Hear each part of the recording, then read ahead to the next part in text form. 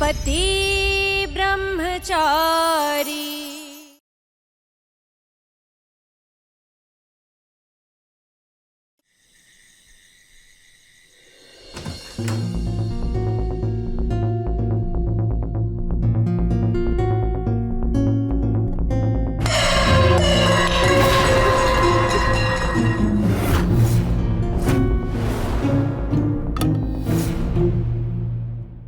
ఓరి భగవంతుడా, దేవుడా,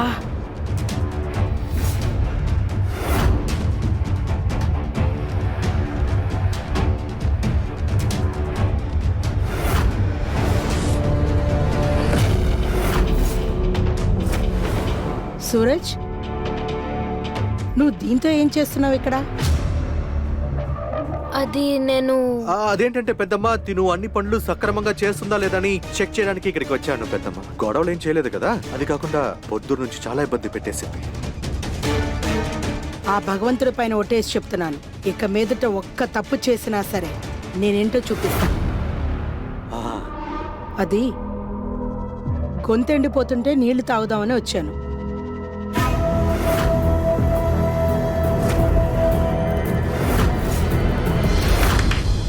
లేవండి, నాతో రండి. ఎక్కడికి? నాతో వస్తేనే కదా తెలుస్తుంది.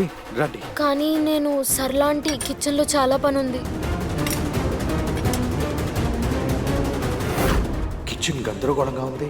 పెద్దమ్మ చూసిందో ఈషా గారిని చంపేస్తుంది. పెద్దమ్మ, మీరు కిచెన్ కంతా వెళ్ళకూడదు. ఎందుకు? మీ కాళ్ళకి ఆపరేషన్ చేశారు కదా, నడుస్తుంటే ఏమైనా సెప్టిక్ కావచ్చు. అందుకే మీకు కావాల్సిందంటే నేను తీసుకొస్తాను. మీరు హ్యాపీగా రెస్ట్ తీసుకోండి. వెంటనే తీసుకొస్తా. ఇదిగోండి, ఇదిగోండి, నీళ్ళు తాగండి. నీళ్ళు ఇదిగోండి, ఇదిగోండి, తీసుకోండి. ఓకేనా? భగవంతుడా, నీ దయే దయ్యయ్యా. బంగారం లాంటి బిడ్డనిచ్చావు నువ్వు నాకు. కానీ కర్మ కొద్ది వీడి జీవితంలోకి ఇదెందుకు వచ్చిందో తెలియలేదు.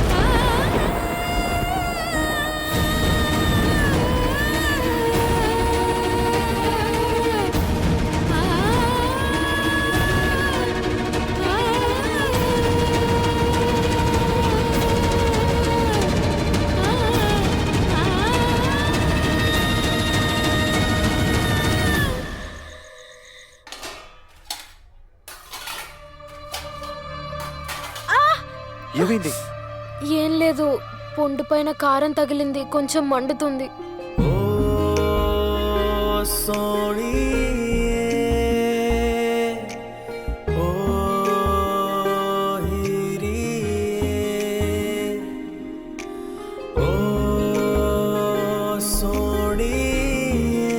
అది నేను బ్యాండేడ్ తీసుకొస్తాను. ఓకే?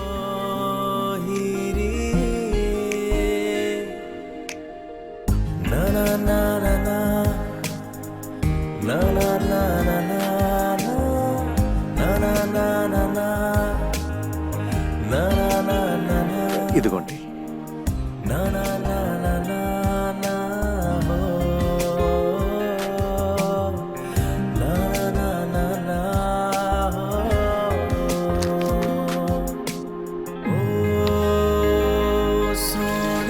నిజంగానే ఈ ఫ్రెండ్షిప్, ఈ బంధుత్వాన్ని ముందుకు తీసుకెళ్తుందా?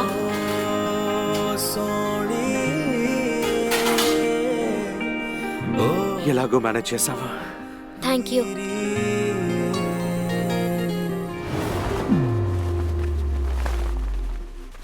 ఈషా గారు, మీరేం చేస్తున్నారు? మీరు ప్లీజ్ పైన పడుకోండి. అలవట్లేదు కదా, నేను కింద పడుకుంటాను. అరే ఏం పర్వాలేదు, నేను కింద పడుకుంటాను. నా మాట వినండి ప్లీజ్. మీరు పైన పడుకోండి, నేను కింద అరే పడుకుంటాను. నేను చెప్పాను కదా, నేను ఎలా మీరు కింద అడ్జస్ట్ పడుకుంటాను? అడ్జస్ట్ నా దగ్గర చేసుకుంటాను. ఒక ఐడియా ఉంది, వినండి ప్లీజ్. ఏంటి? వెయిట్. तू ना जरा सा भी मेरी तरह, ना कहीं से मैं तेरी तरह, मिलके भी दोनों हैं अजनबी, कैसी है ये दास्तां ये। ఆంజనేయ, మీకే బాగా తెలుసు నేను ఒక బ్రహ్మచారి అని. ఆ తర్వాత ఆ గంట నాకు గుర్తు చేస్తూ ఉంటుంది.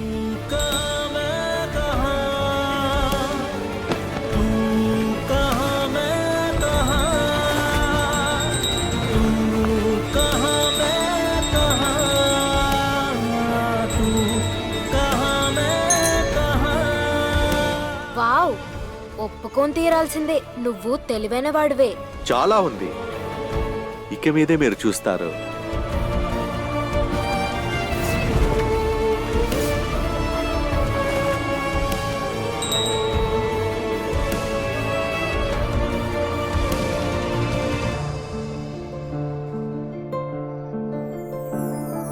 अजब है कहानी गजब है फसाना గుడ్ నైట్. है रिश्ता ये कैसा గుడ్ నైట్.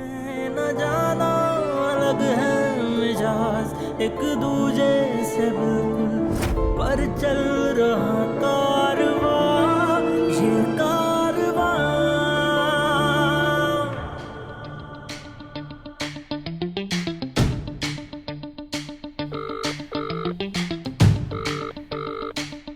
హలో, అన్న చెప్పండి అన్న. నువ్వు సరిగ్గా చెప్పావు.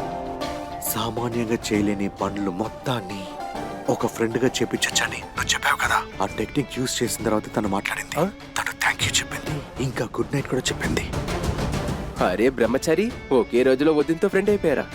మంచి పని చేశారు అన్న. నేను చెప్పేది విను. ఈ ఫ్రెండ్షిపే మీ ఇద్దరి మధ్య అన్ని తలుపుల్ని తెరవబోతుంది. అయితే ఈజీగా అయ్యగారి దగ్గరికి ఈషా గారిని పంపించచ్చు కదా. అవును, ఖచ్చితంగా తను వాళ్ళ నాన్న ఇంటికి వెళ్ళిపోతుంది. ఇది బంటి గ్యారంటీ. బాయ్.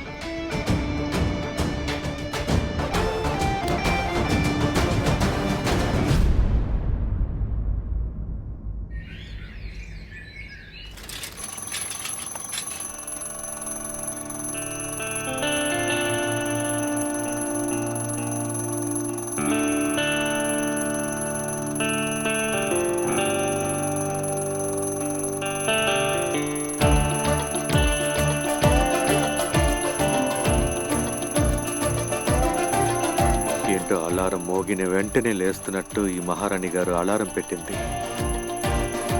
ఈ అలారం దిమాగ్ ఖరాబ్ చేస్తుంది.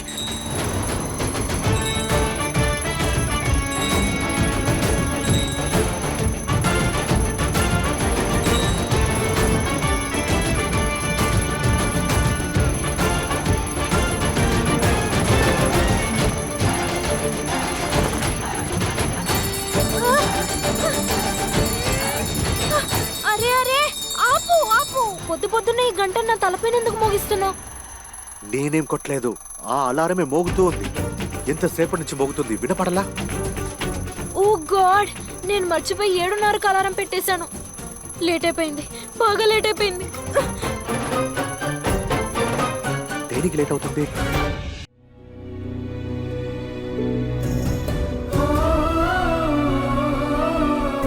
ఎలా ప్రారంభించను ఇప్పుడు?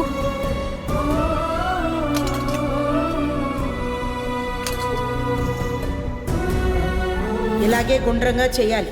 ఇలా పిండి అద్దుకోవాలి. ఇలా మెల్లగా తిప్పాలి. దీన్ని తీసి కళాయి పైన ఇలా వెయ్యాలి. బాగొచ్చిందా?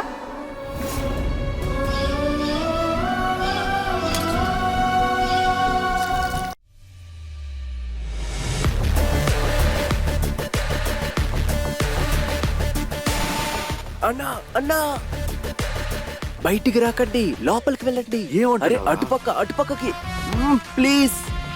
వదినతో కలిసి మీరు పని చేయండి ప్లీజ్ ప్లీజ్ ప్లీజ్. నేను ఎలా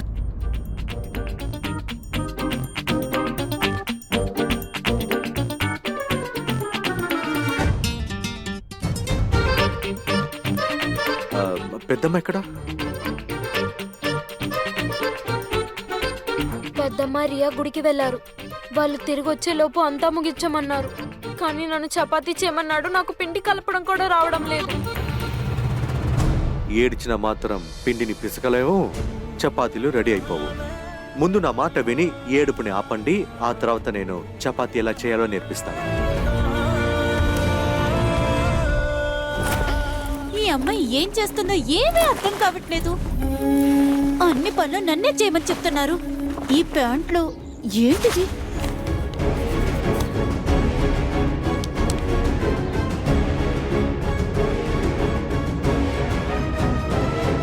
రెండు ప్లేట్ల పాస్తానా? మరిది గారు ఎవరితో పాస్తా తినడానికి వెళ్ళారు? అయితే ఇంకొక ప్లేటు ఆ మహారాణికి అయ్యుంటుందా?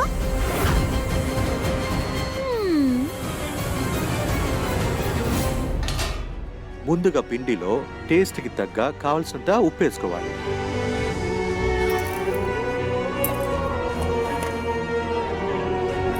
వేసావా? ఈ తర్వాత కొంచెం కొంచెంగా నీళ్లు పోయాలి. ఆ తర్వాత దీన్ని మెల్లగా మిక్స్ చేయాలి.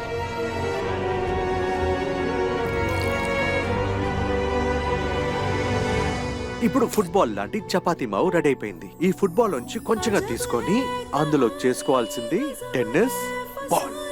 ఆ తర్వాత మనం ఆ చపాతీ కర్ర తీసుకొని హా, మావు దీని మీద వేసి ఇలా ప్రెస్ చేయాలి.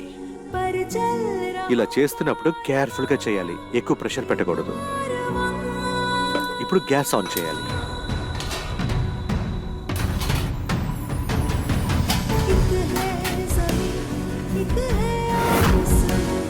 ఇప్పుడు మనకి కావాల్సిన రుచైన చపాతీ తయారైపోయింది.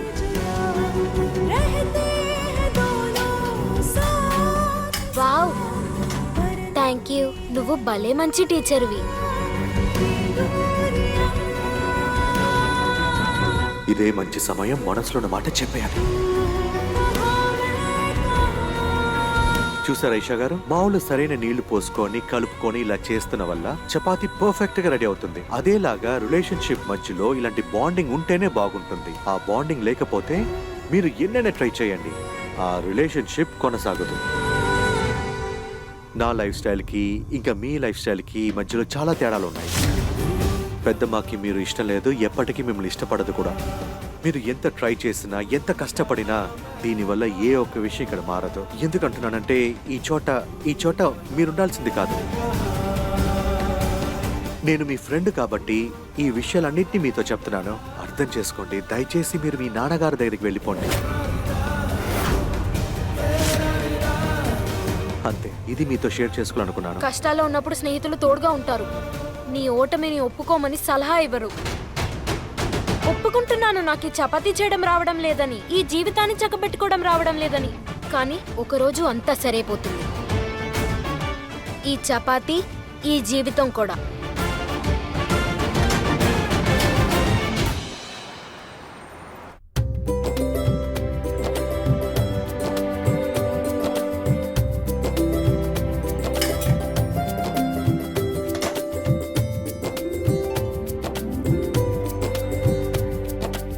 అరే వావ్ వావ్ వావ్.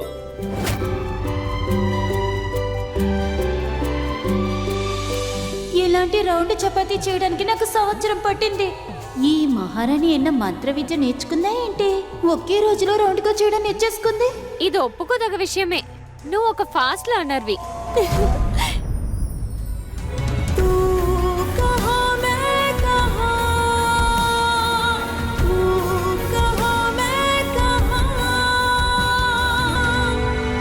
ప్రతిరోజు కొత్తగా కనిపెడుతున్నారు, కానీ మన సంప్రదాయాన్ని మర్చిపోకూడదు. అరే, కోడలు చాలా అందంగా గుండ్రంగా చపాతీలు చేయడం చూస్తుంటే చాలా బాగుంది. ఇదిగో అమ్మా, అందరికీ ఇవ్వు.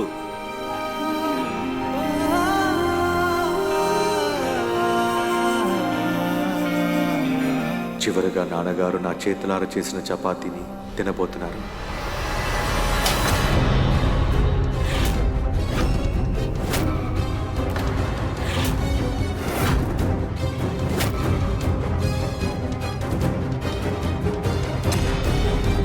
ఇవే ఈవిడి గారు మార్చేసిన చపాతీలు.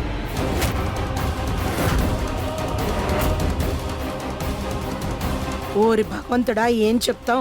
ఒకే రాత్రిలో ఎవరికి చపాతీలు రుచిగాను వచ్చేవు, రాత్రికి రాత్రి ఎవరు మారరు. సూరజ్, నువ్వు కూడానా? నువ్వు దీని మైకల్లో పడిపోయి అబద్ధాలు చెప్తున్నావా? ఈ చపాతీలు చేసింది ఈ పిల్ల కాదు, సూరజే చేశాడు.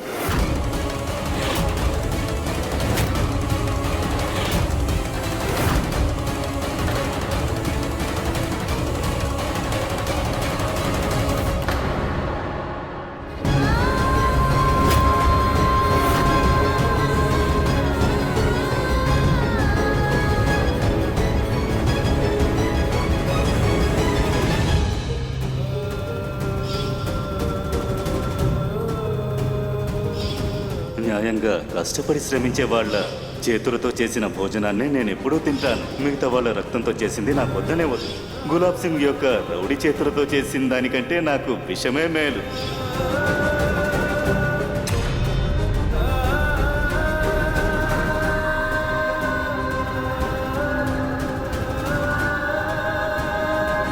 అద్భుతం.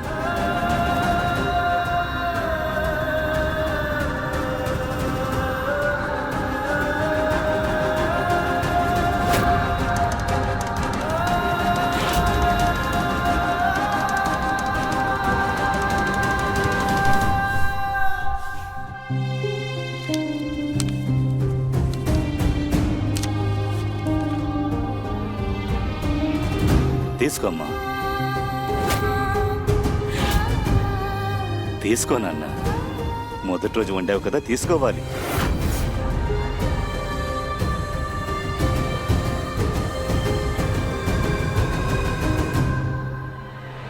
శభాష్. నా కోడలు చపాతీలు సరిగ్గా చేయకుండా ఉండొచ్చు, కానీ ఇందులో తన నిజాయితీ, శ్రమ యొక్క వాసన తెలుస్తోంది. నువ్వు చల్లగా ఉంటావు.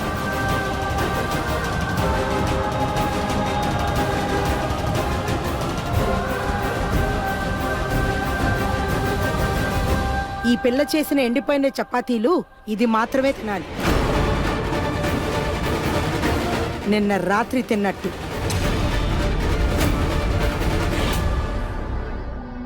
అత్తయ్య, ఆ తప్పుడు ఆలోచనలో ఉండకండి. నిన్న రాత్రి ఏ చపాతీ తినలేదు, ఇప్పుడు కూడా ఏమీ తిందు. నిన్న మరిది గారి ఈవిడికి పాస్తా కొని ఇచ్చారు. మీకు నమ్మకం లేదా ఉండండి, ఇది కాస్త చూడండి. బిల్లు మరిది గారి ప్యాంటులోంచి తీశాను. పాస్తా?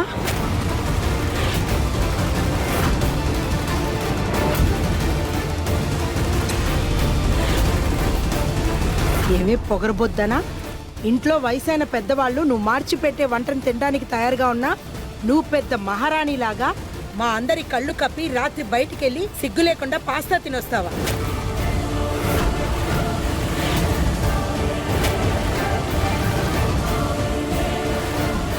పెద్దమ్మా, పెద్దమ్మా, పెద్దమ్మా, వదినా. పెద్దమ్మా, అది నేనే ఈశాన్ని అంగడికి తీసుకువెళ్ళాను. తను రావడానికి కూడా సిద్ధంగా లేదు. నేనే బలవంతంగా తీసుకువెళ్ళాను. ఓరి భగవంతుడా, ఇదొక్కటే మిగిలిపోయింది.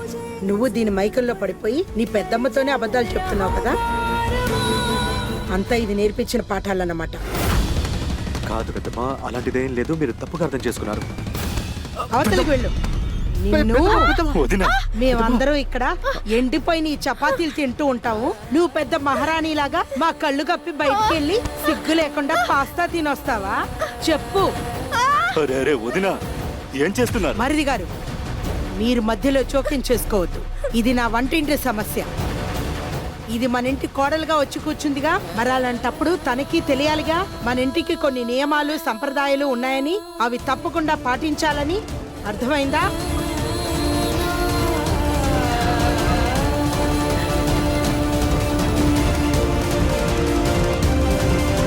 పెద్దమ్మా, మీరు శాంతించండి. మీరు కూర్చోండి ప్లీజ్. కూర్చోండి పెద్దమ్మా. అనవసరంగా టెన్షన్ అయి కోపడద్దు ప్లీజ్. ఆరోగ్యం చూసుకోవాలి కదా. ఇంతకు ముందు ఎప్పుడు ఇలా జరగలేదు. నువ్వు నీ పెద్దమ్మ దగ్గర అబద్ధాలు చెప్పడం అనేది. కానీ నిజం చెప్పు, ఇది నిన్ను బలవంతం పెట్టడం వల్లే దీన్ని బయటికి తీసుకెళ్ళావు కదా. చిన్నప్పటి నుంచి నా చేతులతో నీకు తినిపించి పెంచాను. కానీ ఇది వచ్చి రాగానే నా పిల్లోని తన కొంగులో ముడేసుకొని నిన్న పాస్తా తినడానికి తీసుకెళ్ళింది. ఇవాళ నీతో చపాతీలు చేయిస్తోంది. రేపే నిన్ను రెచ్చగొట్టి నన్ను ఎదిరించేటట్టు చేసి ఈ ఇంట్లో అధికారం చలాయించాలని చూస్తోంది.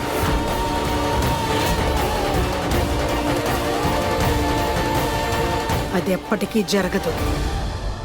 లేదండి, అలాంటిది ఏం లేదు. పెద్దమ్మ, మీతో నేను నిజం చెప్తున్నాను. ఇందులో తన తప్పు ఏం లేదు. పెద్దమ్మా ప్లీజ్, ఇదొక్కసారి క్షమించండి ప్లీజ్ పెద్దమ్మా. ఈ రోజు వరకు అమ్మ ఈషాని నోటితోనే తిట్టేది, కానీ ఈ రోజు గిల్లేసింది. అంత ఈజీగా వదిలేదులే. నోరు ఏంటి మూసుకో. నోర్మోయ్? ఇప్పటి వరకు మా అత్తయ్య నన్ను చాలా ఇబ్బంది పెట్టారు. అలాగే ఈ మహారాణి కూడా ఈరోజు పాస్తలాగా అవుతుంది.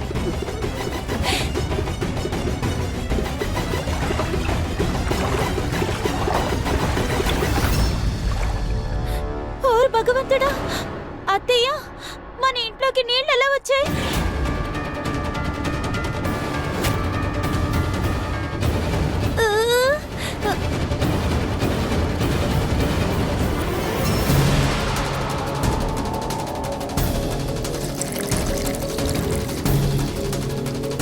ఇదేంటి సింక్ కింద నుంచి నీళ్ళు వస్తున్నాయి?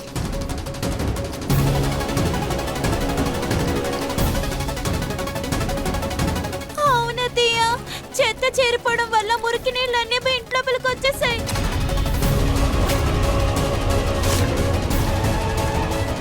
ఏ మహారాణి, నిన్న రాత్రి గిన్నెలని నువ్వే కడిగావు కదా? గిన్నెలు కడిగేటప్పుడు అందులో ఉన్న చెత్త తీసేవా లేదా నువ్వు? మిగిలిపోయిందా? అవును, మిగిలిన చెత్తే. వదినా, జాగ్రత్త. అరే అత్తయ్య, నిన్న రాత్రి మిగిలిన చెత్త అంతా అందులో వేసేసింది. అందుకనే అత్తయ్య, సింక్ లో చెత్త ఉండిపోవడం వల్ల మురికి నీళ్ళన్నీ బయటకు వచ్చేసాయి. సరే, దానివల్ల ఏమైంది? మీరు వెళ్ళి కూర్చోండి, నేను క్లీన్ చేస్తాను. ఆగు, అక్కడే ఆగు. ఎవరు ఈ చెత్తంతా వేశారో వాళ్లే శుభ్రం చేయాలి.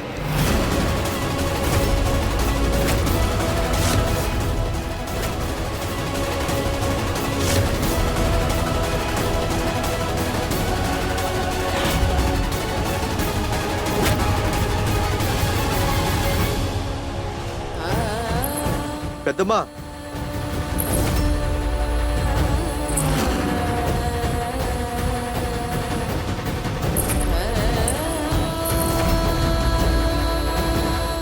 పెద్దమ్మా మెల్లంగా. తప్పెవరు చేశారో వాళ్ళకే శిక్ష పడాలి. చెత్త వేసింది ఇదేగా, అప్పుడు శుభ్రం కూడా ఇదే చేయాలి.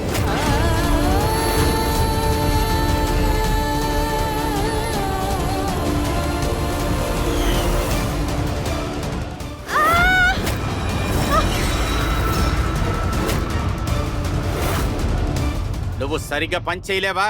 తప్పైపోయింది సారు, నన్ను క్షమించండి. నువ్వు చేసిన తప్పు శిక్ష పడాలి. సరళ, నీ కళ్ళు కనిపిస్తున్నాయా లేదా? నా మనవరాలి కాళ్ళు చేతులు విరుగుండేవి. దీనికి నీకు శిక్ష ఏమిటంటే మోకాళ్ళతో నడిచి ఇల్లు మొత్తం నువ్వు శుభ్రం చేయాలి. ఒక్క చుక్క నీళ్లున్నా సరే నిన్నేం చేస్తానో నాకే తెలియదు.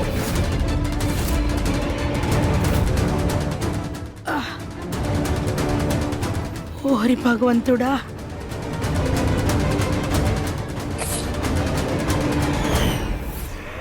పద.